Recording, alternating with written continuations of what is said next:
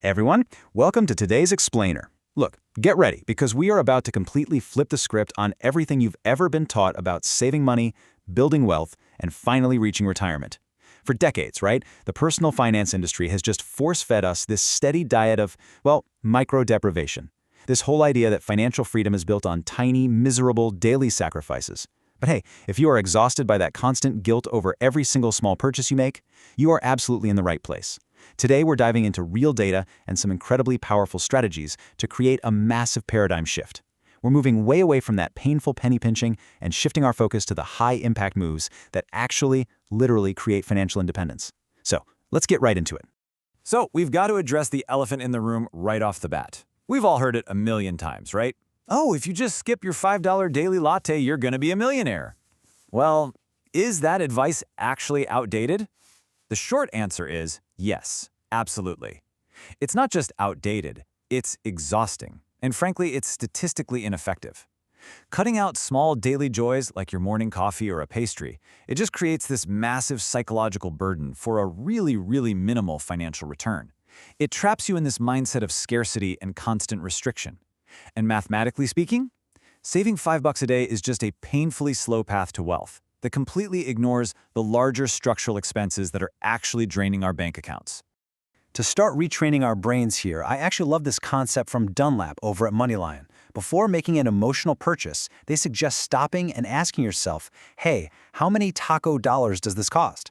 Taco dollars basically represent whatever it is that you genuinely value. It could be actual tacos, it could be a travel fund, or maybe concert tickets. The real point here is validation. Listen, it is perfectly okay to spend money on things that bring you immediate joy, provided you're consciously evaluating their worth to you.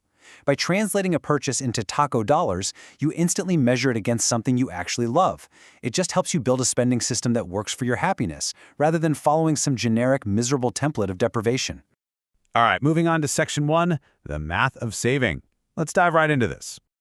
Now that we've freed ourselves from all that guilt of emotional spending and small treats, we really need to replace it with something much more powerful.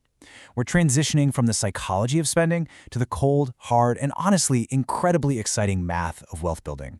According to data from the calculator site, if you look at the time it takes to save $100 grand at $400 a month, the numbers are just eye-opening. If you literally just stuff that cash under a mattress or leave it in a 0% account, it takes a grueling 20.8 years. But by simply utilizing a 5% high-yield interest account, that timeline shrinks down to 14.3 years. You guys, interest is a literal time machine. Just by changing where your money sits, you shave off over 6.5 years of saving. Now that is the kind of leverage we're looking for, not skipping a coffee. Let's see how this builds over a decade to really prove how compound math massively accelerates your timeline. If you deposit just $100 a month for 10 years at 0%, you have exactly $12,000. Simple math, right? But at 5% compound interest, that exact same effort yields $15,593. Over a third of your final balance in that scenario is literally free money generated by compounding. When you see the math visually laid out over a decade like this, suddenly all that penny pinching looks incredibly slow and inefficient, doesn't it? The secret here isn't saving harder. It is saving smarter. And that brings us to section 2, tackling the big 3. So, how do we actually find the serious cash to start compounding? Well, we pivot our narrative from micro-deprivation to high-impact optimization. We need to introduce the true drivers of wealth. Data sourced from ChooseFI breaks down the average American household budget, and this brilliantly illustrates the real issue. A massive 60 to 70% of your entire income goes to just 3 categories. You've got housing at 35%, transportation at 20%, and food at 15%. If you want to dramatically increase your savings rate to pump into those compound interest accounts we just looked at, this right here is your battlefield. You don't optimize the 30% other category first, you attack the big 3. Let's break down the absolute largest slice first, which is housing. The most powerful strategy here is something called house hacking. Basically, this involves buying a multi-unit property, like a duplex, living in one side and renting out the other. The rent you collect from your tenant can significantly offset or, in some cases, completely eliminate your mortgage payment. And by utilizing an FHA loan, you might only need a 3.5% down payment to get started. Just imagine taking your absolute largest monthly expense, literally 35% of your budget, and dropping it to 0. It's a game changer. Even downsizing or just getting a roommate are massive levers you can pull. This is exactly how you supercharge your savings rate, basically overnight. Next up is transportation, the second biggest item in that budget. A truly critical rule here is to buy a 3-year-old used car. Why? To avoid that massive 20 to 30% first-year depreciation hit. Look, cars are rapidly depreciating assets. ChooseFI points out that dropping from a household with 2 new cars down to just 1 reliable used car can easily save you between $500 and $800 a month. That includes the savings on the monthly payment itself, the higher insurance premiums, and of course that invisible thief of depreciation. I want you to really think about that for a second. $800 a month. You would literally have to skip 160 coffees a month to match that single optimization. Crazy, right?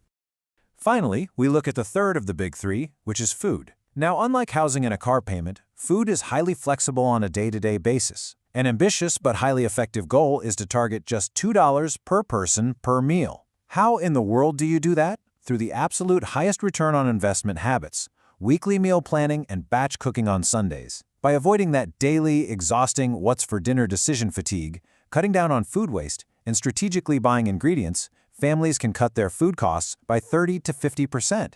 And you do this without ever sacrificing nutrition or eating terrible food. It's entirely about intention and just planning ahead. The crucial point here is the combined monthly savings potential. If you aggressively optimize those big three expenses, you can free up anywhere from $2,000 to $3,500 a month. Think about what redirecting $2,000 extra a month into a 5% compound interest account would do to your financial timeline. The scale of this is just staggering. When you compare an extra $24,000 to $42,000 a year in savings to the, few dollars you scrape together by denying yourself a morning pastry, you quickly realize exactly why that old generic financial advice just doesn't cut it anymore. Okay, let's pivot to Section 3, the cost of retirement. Now that we know exactly how to unlock thousands of dollars a month in savings, we really need to ask the big question, right? What is all this optimized saving actually for? Let's shift our focus to the end game here. Now, what's really interesting about this next bit of data is the incredible contrast in how people view their finish line. In a super fascinating discussion on the Reddit r/fire community, that stands for Financial Independence Retire Early, by the way, we see a user outlining an ultra-lean, bare-bones survival budget of just $9,661 a year. That basically just covers basic utilities, very cheap groceries, and living in a paid-off home. But in that exact same thread, another user outlines a luxury or fat fire retirement budget of nearly $350,000 a year. That one factors in 5 cars, huge vacation funds, and massive contingencies. It is a stark reality check on what retirement actually means to different people. But as the community rightfully pointed out regarding that ultra-lean budget, extreme minimal spending carries extreme hidden risks. Pushback highlighted some pretty critical things missing from that $9,000 budget. Things like home repairs, funds for eventually replacing a dead car, and critically, especially in places like the US, medical insurance and out-of-pocket healthcare costs.